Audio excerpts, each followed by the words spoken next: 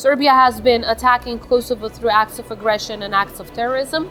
Serbia has been trying to destroy Bosnia and Herzegovina from within by destabilizing it. Serbia causes problems towards Croatia and other countries in the region.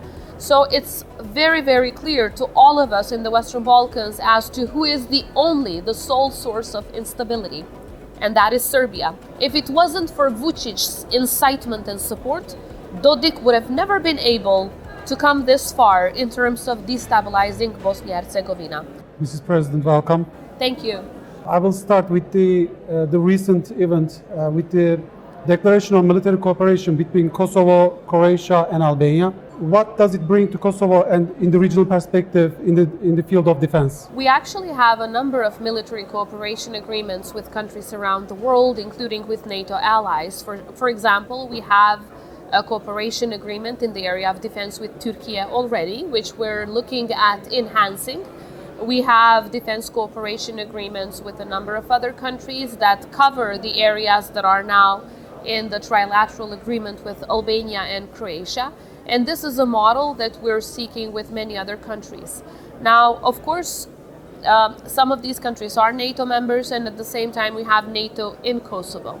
However, as practice shows, this does not rule out the possibility for bilateral or trilateral cooperation between countries that have a lot in common, including countries that have the same, I would say, challenges that we face. And as you know, in our region, we have been working very, very closely with Albania and Croatia for a very long time, including on training, including on purchasing defense capabilities, and counting on them as two NATO member states that have gone through similar challenges and from which we can learn a lot in our path towards becoming a fully fledged member of NATO. So it's only fitting that the cooperation that we've had so far, now we've elevated it into this trilateral agreement, and of course we look forward to more countries joining the same kind of mindset of cooperation, which is entirely based on defense. It's not based on attacking anyone, and at the same time it's based on NATO standards. Of course, NATO has been informed about this trilateral agreement that we have, and we look forward to working with more and more nations that are like-minded in making sure that our defense capabilities are enhanced, and at the same time that we support each other in this very important endeavor. And as I mentioned at the beginning, one such important partner, and I would add one of the top two in the area of defense for us, has always been Turkey. For this cooperation, you mentioned more countries. Is there any specific one that in the near future can be part of this cooperation? Of course there are, and we're talking with countries. However, I wouldn't like at this point, while talks are still ongoing, to mention any name. Again, this does not rule out cooperation that we have either bilaterally with countries or cooperation that we have within the auspices of NATO, because we do have NATO presence in Kosovo. We're one of the countries, I would say, in the European continent that is most rapidly increasing budget expenditure on defense, because we think it's first and foremost in our interest to be able to defend ourselves, and secondly, to be able to contribute to the wider regional and continental security in Europe by enhancing these capabilities. So it's very, very important that we undertake these steps, and at the same time, what we can learn from partners like Turkey, Croatia, Albania and others can also help us speed up the efforts to join NATO very soon. After this cooperation announced, we see and witnessed a harsh reaction from Serbia. And right after that, as you know, they made renewal of military alliance with Hungary right after that. So how do you comment on this? Well, that's typical for Serbia. They have been whining and complaining and doing their propaganda for as long as they exist. So it's nothing new. They, however, have no reason to complain, because if there is one source of instability in our region, that is Serbia. Serbia has been attacking Kosovo through acts of aggression and acts of terrorism. Serbia has been trying to destroy Bosnia and Herzegovina from within by destabilizing it. Serbia causes problems towards Croatia and other countries in the region. So it's very, very clear to all of us in the Western Balkans as to who is the sole source of instability. and that is Serbia. Obviously, we're going to defend ourselves from all of these hegemonic, imperialistic ideas that the leadership of Serbia has, which are intending to take us back to the 90s, to take us back to the past.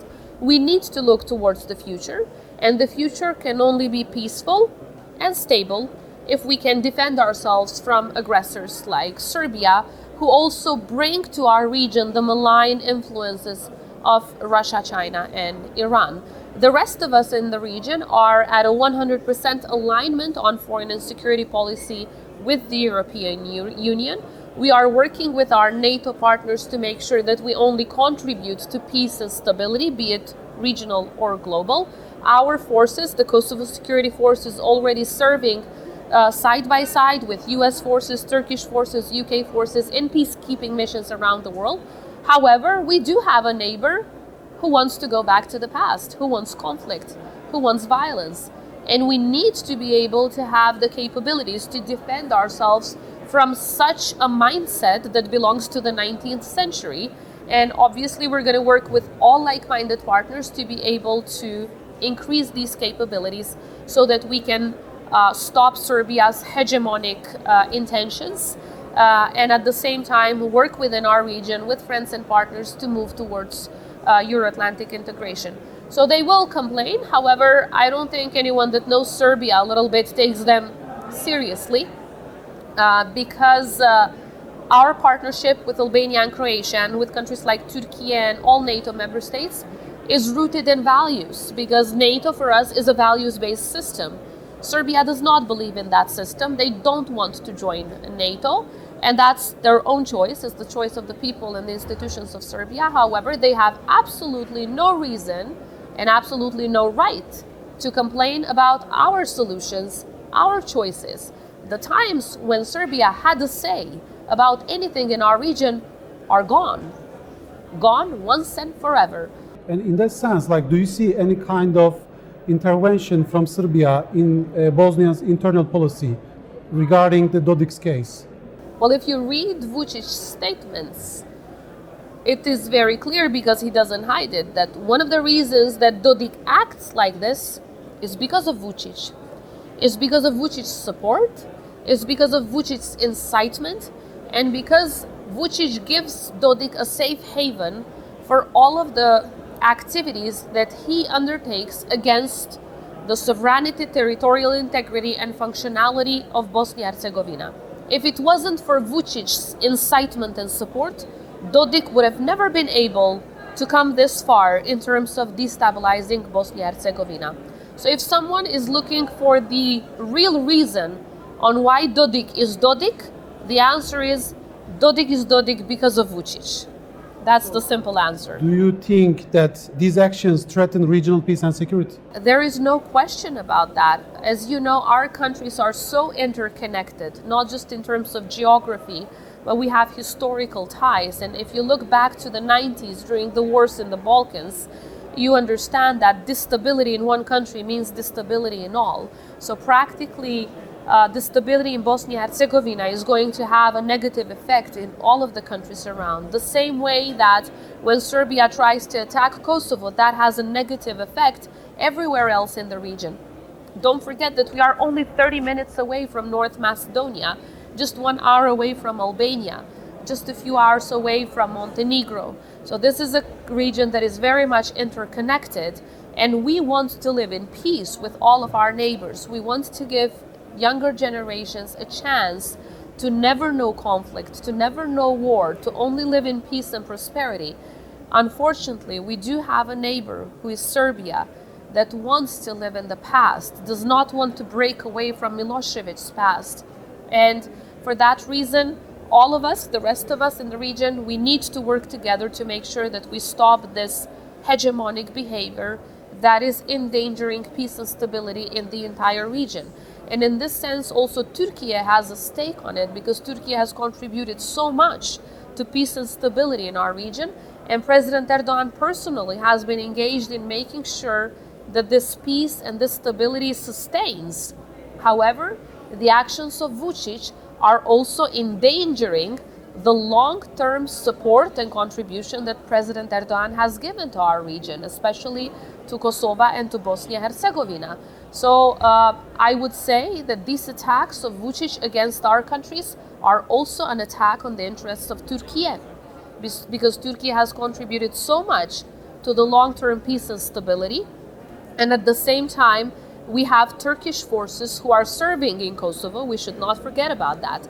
And when Vučić attacks Kosovo, he's not just attacking our children. He's also attacking your men and women in uniform. In May 2023, they injured 93 soldiers who were mainly Italian and Hungarian, but they could have been Turkish. So that's why when I'm saying that it's an attack on all of us, I mostly mean that these attacks from Serbia are endangering the people of Kosovo, of all ethnicities, but also the troops, the multinational troops that are serving from countries from the United States all the way to Turkey. I would like to continue with the Trump administration. How do you see the future relation between United States of America and Kosovo? I am very optimistic about the future between our two countries because it's rooted on an ironclad alliance that was based during some very dark hours in our history, but then was developed through success after success. And Kosovo has been blessed with bipartisan support of the United States. As you know, we were liberated during a Democrat government, but then we got our independence and support for recognitions and memberships during a Republican government. So many of those Republicans are now back in the government. They know Kosovo well. They have even served in Kosovo as soldiers in 1999. They were some of the first people to enter Kosovo, to liberate our country, to save our lives. So they have given a contribution that is existential for the success of our country.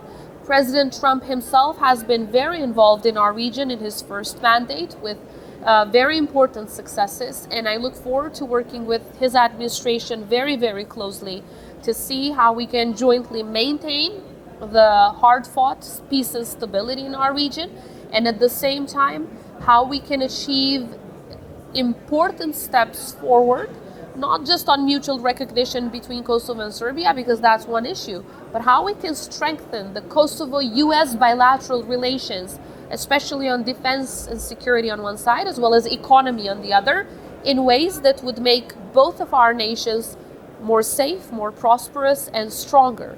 And we have a number of ideas that we are discussing with the new administration, and I'm very, very hopeful that more good things are coming in this relationship, which, as I said, is, for us, it's not just a strategic alliance, but it has been existential for the success of our country.